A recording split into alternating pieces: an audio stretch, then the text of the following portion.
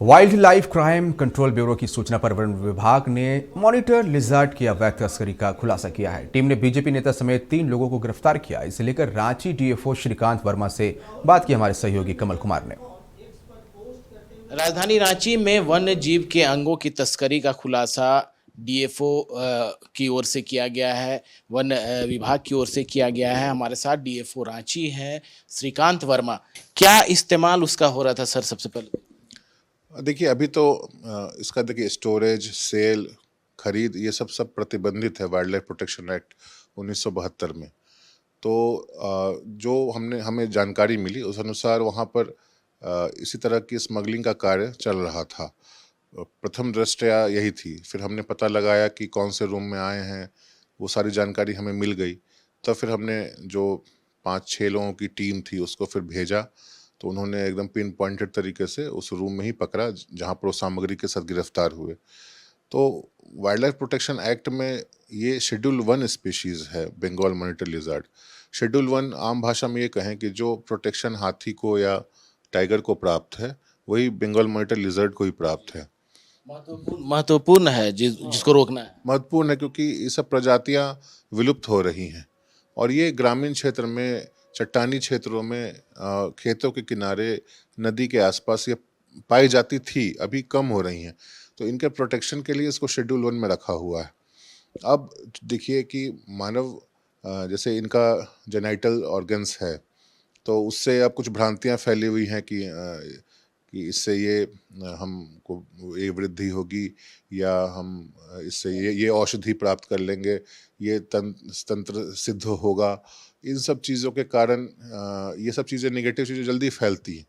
तो इसकी जो डार्क मार्केट में, ग्रे मार्केट में जो स्मगलिंग है वो ज़्यादा होती है और इस कारण से इसमें अच्छा प्राइस फेच करते होंगे जो स्मगलर्स हैं, इसलिए ये बहुत स्मगल्ड, हाईली स्मगल्ड आइटम है ये।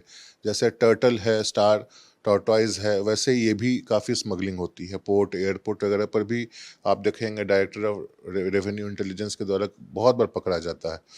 तो ये चूँकि रांची में था तो हमारा दायित्व था कि हम जाके इस पर रेड करें, पकड़ें और जो आरोपी, जो भी अभियुक्त वहाँ पर गिरफ्तार होंगे उनको फिर हम जेल भेजें, ताकि इस तरह की जो कार्रवाई है उससे एक मैसेज मिले कि इन सब चीज़ों में लिप्त नहीं हो रहना है और वन्य प्राणी, वन्य जीव की रक्षा हमारा भी दायित्व है, सभी का है।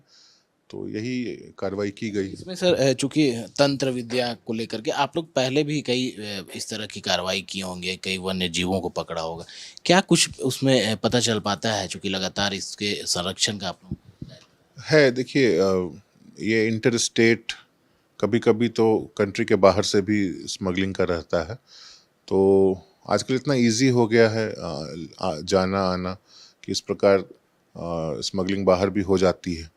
तो अभी हमें एक मिला है हिंट कि किन्होंने रूम्स बुक किया था, वो बंगाल के हैं। तो ऐसे ही आप देख सकते हैं कि इंटर स्टेट मैटर बन जाता है।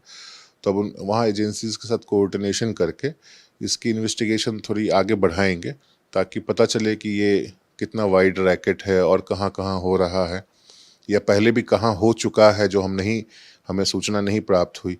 तो इससे पता चलेगा और इसको रोकने के लिए जनरली अवेयरनेस, इतनी सारी एजेंसीज हैं, आप देखेंगे wild life crime control bureau है, जो भी पुलिसिंग या इन्फोर्समेंट की जो भी एजेंसीज हैं, सब ये पकड़ धकड़ करती रहती हैं, फिर भी ये कम होने का नाम नहीं ले रहा है। तो बहुत आवश्यकता है कि लोगों को अच्छी तरीके से एडुकेट किया जाए, जो जनरेशन है अभी, और इन सब चीज़ों से दूर रहें। बहरहाल वन विभाग की ओर से बेहतर कार्रवाई की गई है और आगे भी इसके इन्वेस्टिगेशन के लिए आगे की कार्रवाई की जा रही है ताकि इस पर रोकथाम हो सके। वीडियो जर्नलिस्ट विकास के साथ कमल कुमार, रांची।